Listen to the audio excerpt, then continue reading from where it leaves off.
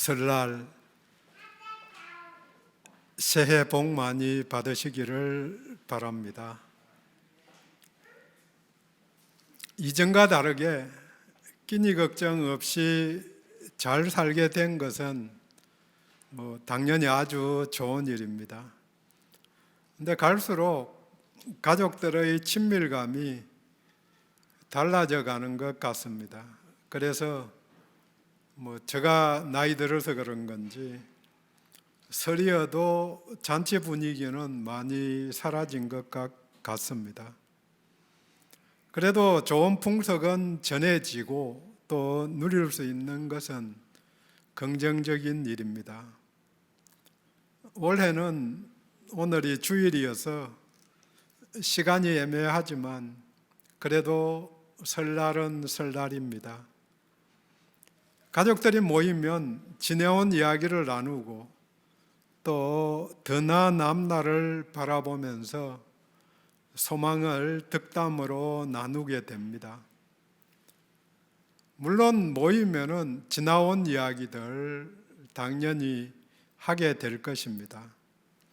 근데 그 이야기들 중에서 많은 사람들은 역전의 이야기를 좋아합니다. 그렇게 힘들었는데 작년에 또 그런 일들이 있었는데 잘 지나왔다고, 잘 극복했다고. 역전의 이야기는 희극에서 잘못되었다고 비극으로의 반전이 아니고 비극적인 그런 일들이 잘 해결되어서 해피엔딩으로 이 자리에 왔다는 것을 당연히 좋아합니다. 생각해 보면 역전극 없이 그저 평탄한 삶이 더 바람직해 보이기도 합니다. 하지만 어려움이 있을 때에는 그 해결이 극적인 변화, 즉 역전이 있기를 소망합니다. 신앙생활도 좋게 말하면 변화이고 좀 더 극적으로 표현하면 역전의 이야기입니다.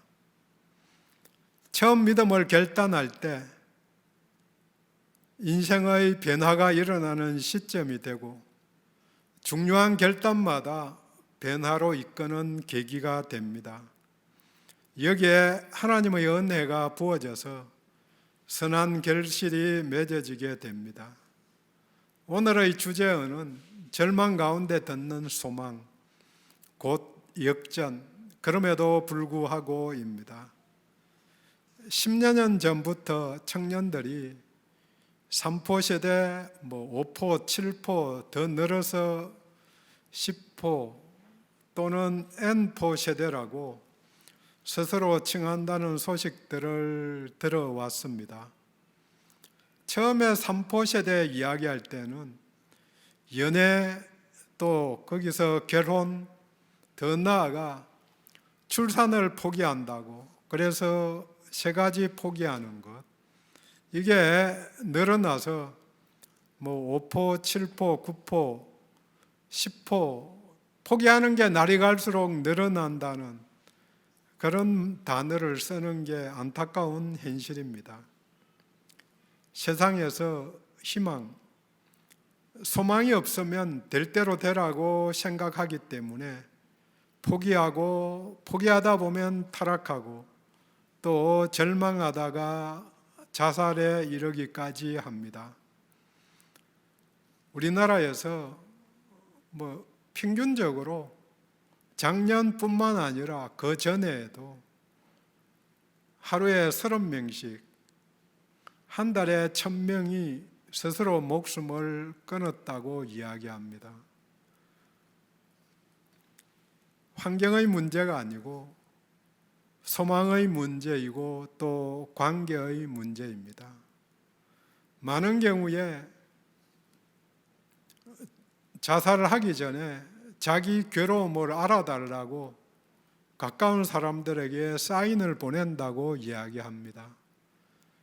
사인을 보내는데 가까운 사람들이 잘 못 캐치하는 거죠. 계속해서 힘들어 했으니까 또 힘들어하고 죽는 소리 하는구나. 그렇게 그냥 담담히 대응을 하니까 자기 결정행렬로 그냥 간다고들 이야기합니다. 누구에게나 어디에나 어둠이 있습니다. 어둠 속에서 어려움을 당할 때가 있습니다. 문제는 환경, 흑암, 또 어려운 조건들이 아니고 소망이 있느냐 없느냐 하는 것입니다. 유대인이 아닌데 2차 대전 때 유대인을 돕다가 체포되어서 흑암 같은 나치 수용소에 수감됐다가 극적으로 살아남은 네덜란드의 코리 텐붐 여사가 한 말입니다. 기차가 캄캄한 터널 속으로 들어가 어두워졌다고 해서 기차표를 찍거나 기차에서 뛰어내려서는 안 됩니다. 조용히 앉아서 기관사를 믿고 기다리면 잠시 후 터널 밖 밝은 세상을 볼 수 있습니다. 공포와 절망이 나를 둘러싼다고 해도 역전의 소망을 갖고 나아가야 한다는 메시지입니다. 오늘 함께 읽은 본문이 주어진 상황을 봅니다. 남유다의 12번째 왕인 아하스 시대라고 이야기합니다. 아하스는 특별하게 아버지도 아들도, 아들이 히스기야인데 아버지도 아들도 여호와 하나님을 아주 잘 믿었는데 본인만 가운데에서 우상을 섬기고 이방 사람들의 가정한 일을 따라했던 아주 악한 왕이었습니다. 이에 하나님은 아하스와 유다를 징계하셔서 아람과 북이스라엘이 유다를 공격합니다. 아하스는 두려워하지만 하나님께 구하지 않습니다. 도리어 그때 강대국으로 부상하고 있던 아수르에게 도움을 청합니다. 그래서 아수르는 잘 됐다고 먼저 북이스라엘과 아람을 정복하지만 더 나가서 그까지 도움을 요청했기 때문에 그까지 하고 딱 멈추었으면 아주 해피한 이야기인데 한 걸음 더 나가서 아하스와 유다를 침략해 들어옵니다. 이에 유다 백성들은 헤매고 공고하며 굶주리게 되어서 왕과 자기 하나님을 저주하게 됩니다. 땅을 두루 돌아보아도 환난과 흑암과 고통뿐인 참담한 상황 가운데 처하게 됩니다. 이런 흑암은 이스라엘의 12지파 중에서도 특별히 스불론과 납달리 땅에 심했습니다. 이 두 지파는 가나안 땅을 분배받을 때 이스라엘 제일 북쪽 변방 지역을 할당받았습니다. 북방의 변경 지역이다 보니까 이방 나라들이 쳐들어올 때마다 여기가 가장 큰 피해를 입었습니다. 이집트가 쳐들어올 때에도 해변길을 따라서 여기가 가장 먼저 주둔지가 된 거죠. 이스라엘 평지가. 이 어둠, 흑암의 상황에서 이사야는 본문에서 소망을 보여줍니다. 보통 이사야서를 이야기할 때 아주 큰 그림으로 그려서 39장까지는 심판에 대한 선고가, 또 그 이후 40장부터는 위로와 구원의 선포라고 이야기합니다.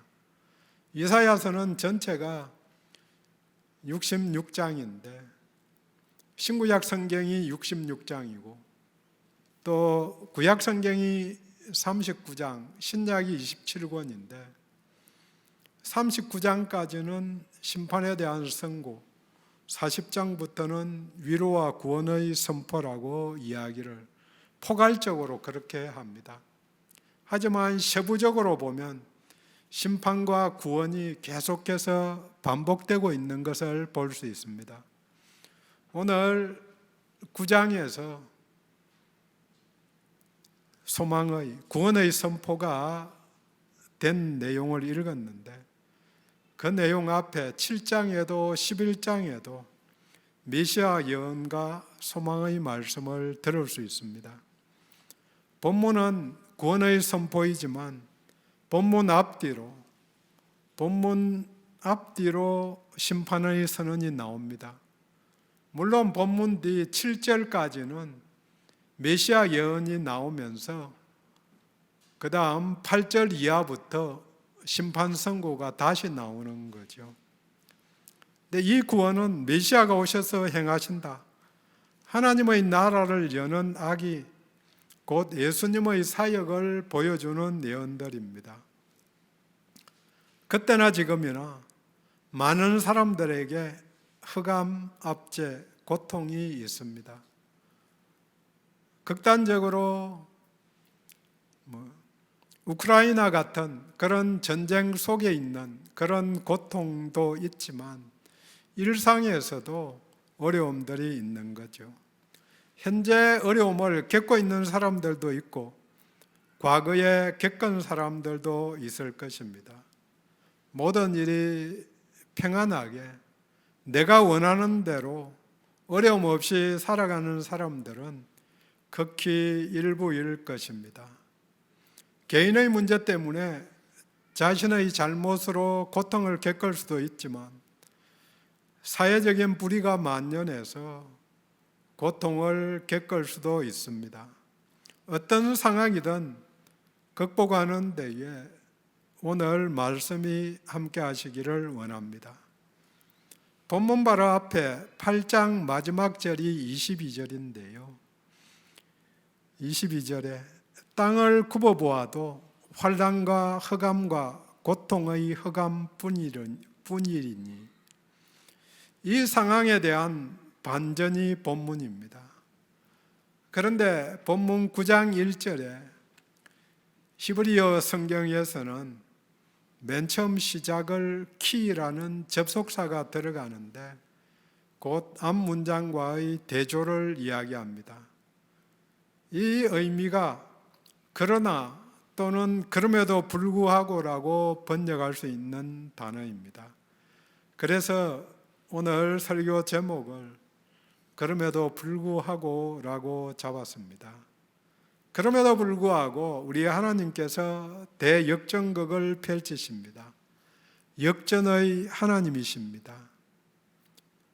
내 몸이 아픔에도 불구하고 내가 이런 아무것도 없음에도 불구하고 있는 것 조금 남았음에도 불구하고 하나님이 하시면 역전할 수 있다. 궁극적으로는 메시아의 나라, 하나님의 나라에 내가 들어갈 때에 또 가까운 시간으로 이야기하면 하나님의 나라가 내게 내 그 영역에 미쳐지는 그 시간에 그 일이 이루어질 것입니다. 성경의 많은 이야기가 역전, 하나님이 선택하신 역전, 하나님 안에서의 역전입니다. 잘 아시는 요셉 이야기, 노예 생활하다가 총리가 되었다. 룻 이야기, 과부가 되어서 소망이 없었는데 다윗의 조상이 되었다. 다니엘의 새 친구 이야기, 풀무불에 던져졌는데 던지던 병사들까지 타서 죽었는데 하나님이 지켜주셨다. 물론 그 결정판이 예수님이 십자가 지시고 돌아가셨는데 부활을 하셨다. 예수님의 탄생도 흑암의 시대에 비친 빛, 곧 역전 이야기입니다. 오늘 1절은 안 왔지만 5절, 6절, 7절이 예수님의 탄생에 대한 그 이야기입니다. 함께 읽은 본문에서도 역전의 이야기를 실제 예로 보여줍니다. 4절에 나오는 미디안의 날, 이것은 사사기 6장 이하에 나오는 사사 기드온이 미디안의 압제에서 벗어난 이야기입니다. 사사 시대에 또 기드온이 살고 있던 그 시대, 하나님께 악을 이스라엘 백성들이 행했기 때문에 7년간 미디안의 압제를 받던 시기입니다. 먹을 식량을 다 빼앗기고 양이나 소나 나귀도 남기지 아니하고 궁핍이 극심했다고 성경은 이야기합니다. 이 상황을 본문은 4절에서 무겁게 맨 멍에 어깨의 채찍, 압제자의 막대기로 표현합니다. 모두 속박하는 어둠의 세력에 의한 압제, 기드온에게 있어서, 그 시대 사람들에게 있어서는 미디안의 횡포를 말합니다. 또다시 이스라엘을 탈취하기 위해서 13만 6천이나 되는 미디안 군인들이 이스라엘 갈릴리 땅, 이스라엘 계곡에 진을 칩니다. 이에 대항해서 사사 기드온이 모은 군대는 겨우 3만 3천 명입니다. 3만 3천 명과 13만 6천 명, 4대 1의 약세입니다. 그냥 전쟁에서 싸우면은 100% 전멸할 수밖에 없는 그런 상황일 것입니다. 그런데 그마저도 하나님께서 두려워하는 사람들은 다 집으로 돌려보내라. 그래서 2만 3천 명이 돌아가고 겨우 1만 명이 남았습니다. 그런데 하나님은 그것도 많다. 내가 역사하는 그 역사, 1만 명이 13만 6천 명과 싸워서 혹시 너희들이 이겼다고 할 때에 우리들이 잘나서 1만 명이 죽을 힘을 다해 싸워서 이겼다고 그렇게 착각할 수도 있으니까 많다. 그 중에 가려 뽑아서 남은 자 300명입니다. 겨우 300명. 300명하고 13만 6천 명. 대충 450대 1의 전쟁에서 하나님이 승리하게 하셨습니다. 자기들끼리 죽이고 뽑고 해가지고 전멸한 거죠. 그런 차이니까 하나님이 하셨다고 그렇게 모두 수긍을 할 것이고 수긍을 했습니다.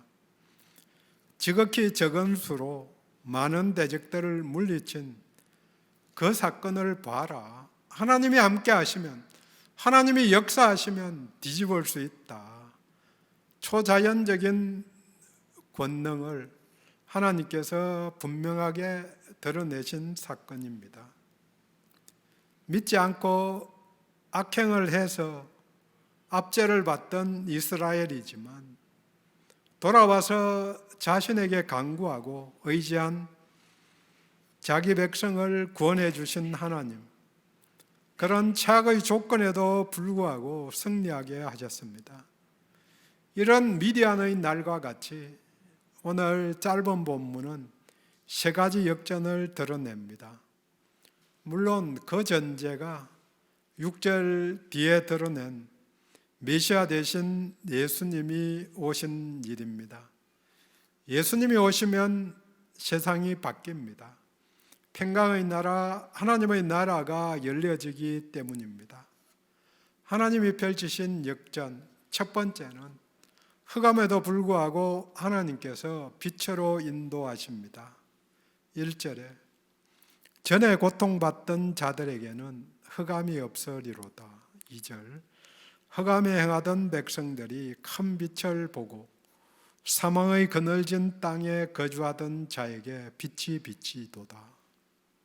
전에는 고통을 받았지만 구원의 빛이 비추어지니 어둠이 물러갑니다. 예수 그리스도 그분이 빛으로 인도하십니다. 이사야의 시대에 이스라엘 전부가 어둠에 잠겼지만 갈릴리 지역은 반복하지만 유독 심했습니다. 다른 지역이 어둠이라면 이 지역은 흑암이라고 할 수 있습니다. 그곳이 스불론과 납달리 지역이기 때문입니다. 변방이고 소외된 지역. 북쪽이나 서쪽에서 강대국이 쳐들어오면 제일 먼저 전쟁터가 되고 제일 먼저 점령을 당하고 고통을 당했기 때문에 물러가도 가장 늦게 물러가는 그 땅. 하지만 메시아이신 우리 주 예수님을 통해서 구원의 메시지가 가장 먼저 선포된 곳이 갈릴리 지역입니다.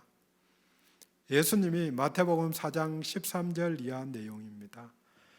나사렛을 떠나서 스불론과 납달리 지경 해변에 있는 가버나움에 가서 사시니 14절 이하 이는 선지자 이사야를 통하여 하신 말씀을 이루려 하심이라. 이르렀으되 스불론 땅과 납달리 땅과 요단강 저편 해변길과 이방의 갈릴리여 흑암에 앉은 백성이 큰 빛을 보았고 사망의 땅과 그늘에 앉은 자들에게 빛이 비치었도다 하였느니라. 마태는 오늘 본문 말씀이 비로소 이루어졌다, 빛이 비추었다, 예수로 말미암아 드러났다고 선포한 것입니다. 나사렛 인근 지역입니다. 빛 대신 예수님이 그 빛을 드러내기 시작한 땅입니다. 요한복음 8장 12절에 예수께서 또 말씀하여 이르시되 나는 세상의 빛이니 나를 따르는 자는 어둠에 다니지 아니하고 생명의 빛을 얻으리라. 그 땅, 고통을 먼저 당한 그곳에, 가장 힘든 일을 당한 그곳에 빛이 가장 먼저 비친 것입니다. 어둠이 깊을수록 새벽이 가깝습니다. 빛이 오면 어둠이 물러가게 됩니다. 이것을 사도 바울은 골로새서 1장 13절에서 그가 우리를 흑암의 권세에서 건져내사 그의 사랑의 아들의 나라로 옮기셨으니, 나를 흑암의 권세에서, 흑암의 나라에서 건져내어서 하나님의 사랑 안에서 그리스도의 나라로 옮겨주셨습니다. 빛된 나라로 옮겨주셨습니다. 우리가 근본적으로 감사할 일입니다. 우리 예수님이 빛으로 나오라고 초청하십니다. 하나님 나라에 옮겨졌지만 내 마음속에 어떤 부분들은 어둠이 아직도 남아있는 거죠. 두려움이 아직도 내 속에 남아있는 영역들이 있습니다. 그게 온전히 싸그리 다 없어지면 온전한 성숙한 자, 그렇게 되어서 거룩하다고 표현할 것인데 다들 그러지 못하고 때때로 분도 나고 열도 나고 옳은 분이 아니고 내 의로 생각해 보니까, 내 감정으로 생각해 보니까 그 나라에 합당하지 못한 부분들이 드러나는 거죠. 그런 영역들이 있는데 그것까지도 예수님은 빛으로 나오라, 끄집어내어 보라, 네 거라고 생각하는 그것 전부 다 나한테 맡겨보라. 그 상황이 되어야 온전히 하나님이 주관해 주실 수 있는데 내가 왜 어려움이 있는가? 그 영역들 끄집어내라고 그렇게 요청하는 부름인 줄 아실 수 있기를 바랍니다. 어둠에 있는 영역이 있다면 설을 맞듯이 빛을 맞이하라고 권면하십니다. 하나님이 펼치신 역전 두 번째는 멸시에도 불구하고 영화롭게 하십니다. 1절 중간 부분입니다. 옛적에는 여호와께서 스불론 땅과 납달리 땅이 멸시를 당하게 하셨더니 후에는 해변길과 요단 저쪽 이방의 갈릴리를 영화롭게 하셨느니라. 멸시당하던 곳이 영화롭게 되었습니다. 영화롭다는 말은 무겁다, 영광스럽다, 존귀하다, 존경한다 이런 의미입니다. 가볍게 대하지 않고 귀중하고 무게 있게 대한다는 뜻입니다. 멸시는 그 반대로 아무것도 아닌 것으로 가볍게 여기고 무시한다는 그 의미입니다. 이방의 갈릴리, 이방과의 경계지역이기 때문에 정치적으로 무시당하고 경제적으로는 수탈지역이기 때문에 멸시를 당하고 가난해서, 마지막으로는 인종적인 요인으로 이방의 지배하에서 호내라들이 생겼기 때문에 정통 유대인들로부터 무시를 당했습니다. 요한복음에서 나다나엘이 말합니다. 1장 46절에 나사렛에서 무슨 선한 것이 날 수 있느냐. 확대해서 군중들이 말합니다. 요한복음 7장 41절에 어떤 이들은 그리스도가 어찌 갈릴리에서 나오겠느냐. 7장 52절에도 사람들이 말합니다. 찾아보라, 갈릴리에서는 선지자가 나지 못하느니라. 선지자가 날 수 없는 곳이라는 인식, 무시하고 멸시받는 거죠. 잡초처럼 무시당했습니다. 그곳 출신들이, 예수님도, 하지만 그 땅으로부터 빛 대신 예수님이 사역을 시작하셨기 때문에 존귀함을 얻었습니다. 영화롭게 된 것입니다. 이를 통해서 대부분의 제자들이 배반자인 가룟 유다만이 남쪽 출신이고 유다 지역 출신이고 나머지 11명은 정확하게 지역이 나타나 있는 사람이 반쯤 되고 안 나온 분들도 있지만 모두 갈릴리 출신이라고 그렇게 추측을 합니다. 하나님이 존귀하게 보시고 영화롭게 하신 것입니다. 알려진 사람은 출신 지역이 천대받는 갈릴리, 알려진 제자들의 직업이 어부가 5명, 세리가 1명, 모두 존경과는 무관한 직업이고 세리는 멸시받는 직업이었습니다. 하지만 하나님이 예수님의 제자이기 때문에, 예수 안에 있기 때문에 존귀하게 영화롭게 하신 것입니다. 어디 출신이냐, 직업이 무엇이냐, 얼마나 배웠느냐, 나이가, 남녀 구분이, 이런저런 조건들 속에서 세상 기준에서 보면 얼마든지 많은 사람들이 멸시의 대상이 될 수 있습니다. 나를 봐도 그런 조건들이 있을 수 있다는 거죠. 제가 경상도 출신인데 표 안 나게 하려고 설교할 때 사투리 팍팍 쓰면 좀 그렇잖아요. 그래서 설교 때 사투리 안 쓰려고 성경을 아주 열심히 읽었습니다. 그게 표준어니까, 표준말을 하니까. 근데 사투리는 많이 안 쓴다고 사람들이 저보고 이야기를 합니다. 근데 액센트는 어디 가는 게 아니니까 뭐 어쩔 수 없기는 하지만, 그렇게 보고 촌놈, 멸시 대상 이런 걸 듣고 싶지 않은 하는 영역들이 조금씩 다 있을 수 있다는 거죠.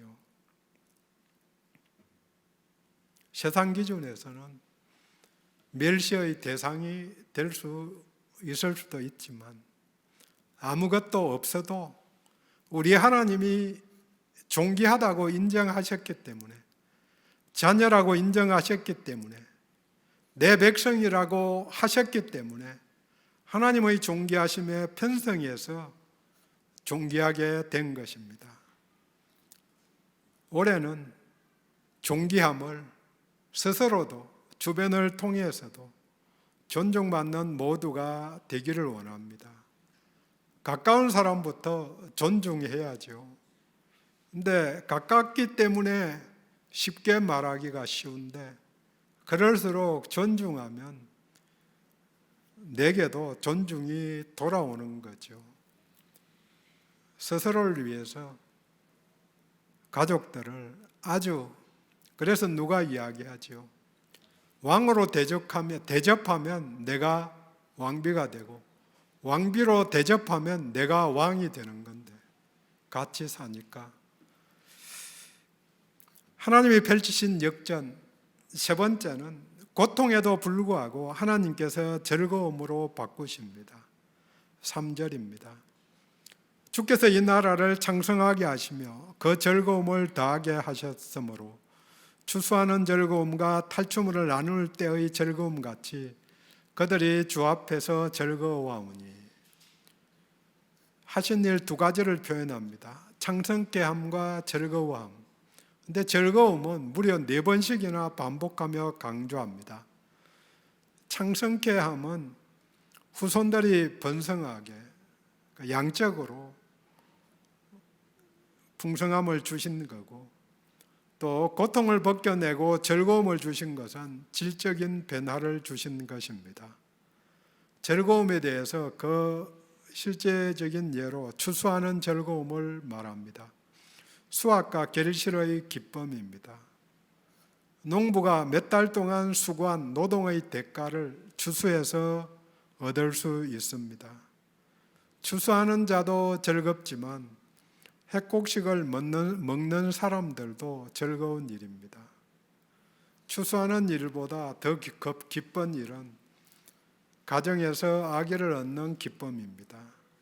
이 기쁨이 연결되어서 창성케 되는 복을 얻습니다. 자손이 출생하는 새 생명과 같이 영혼 구원으로 새 생명을 얻게 하는 것, 영적인 출산이 즐거운 일입니다. 한 영혼이 하나님께 돌아오면 하늘에서 잔치가 열립니다. 가장 기뻐하시는 일이기 때문입니다. 최고의 기쁨은 추수의 기쁨, 또 영혼의 추수, 구원으로 인한 기쁨입니다. 나의 삶을 통해서도 추수의 기쁨을 누릴 수 있기를 원합니다. 올해는 영혼을 추수하는 한 해가 되기를 원합니다. 하나님의 은혜로.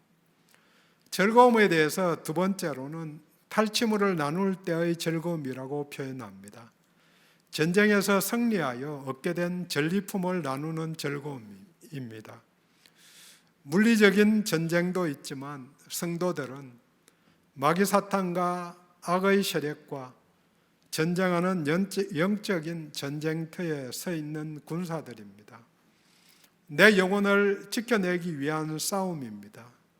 코로나 시대로 말미암아 비대면 예배, 온라인 예배가 계속 발전하다가 그 결과로 교회에 발 끄는 사람들이 아주 많이 생겼다고들 이야기를 합니다. 그들이 온라인 예배라도 드리면은 다행입니다만 아예 그것조차 끊는 사람들도 많이 있습니다. 사람들은 편하면은 앉고 싶고 앉으면은 눕고 싶고 점점 발전하는 거죠. 예배 한번 빠져보니까 괜찮거든요. 하나님이 바로 벌 내리고 이러면은 좋을 건지 나쁠 건지 또 바로 알 것인데 그러지 않을 경우도 많기 때문에 그런 거죠. 전쟁에서 승리하면 전리품이 있습니다. 육적 전쟁에서는 탈취물이 전리품인데 영적 전쟁에 참여하면 하나님의 위대함을 경험할 뿐 아니라 영적인 부유함을 전리품으로 얻습니다. 바로 주님이 주시는 칭찬과 거룩, 영광입니다. 우리들의 삶에 있어서도 승리의 전리품이 있기를 원합니다. 승리한 자만이 즐거움을 누릴 수 있습니다. 기쁨을 누릴 수 있습니다. 성경에서는 항상 기뻐하라고 잘 아는 구절들입니다. 빌립보서 4장 4절은 주 안에서 항상 기뻐하라. 내가 다시 말하노니 기뻐하라. 데살로니가 전서 5장 16절은 영적 전쟁을 이야기하면서 그 뒤에 항상 기뻐하라. 물론 그 뒤에 있는 쉬지 말고 기도하라까지 잘 기억합니다. 이 말들이 영적 전쟁에서 승리하게 된다는 축복입니다. 우리 주님이 이 땅에 오신 것은 기쁨을 주시기 위해서입니다. 믿는 자들에게 영원한 즐거움을 주시기 위해서 아들 예수 그리스도를 이 땅에 보내신 것입니다. 그를 믿는 자는 영원한 생명뿐 아니라 영원한 즐거움을 누릴 수 있습니다. 정리합니다. 믿음의 길은 그럼에도 불구하고입니다. 또 그러나 하나님께서 그의 백성들을 지키고 선하게 인도하십니다. 하나님이 펼치신 역전, 흑암에도 불구하고 하나님께서 빛으로 인도하십니다. 멸시에도 불구하고 하나님께서 영화롭게 하십니다. 고통에도 불구하고 하나님께서 즐거움으로 바꾸십니다. 그리 아니하실지라도 주님 안에서 주님 나라를 바라보고 하루를 살아가면 주께서 우리를 그분의 나라로 인도하실 것입니다. 빛된 나라, 영화로운 나라, 즐거움의 나라입니다. 기도합니다.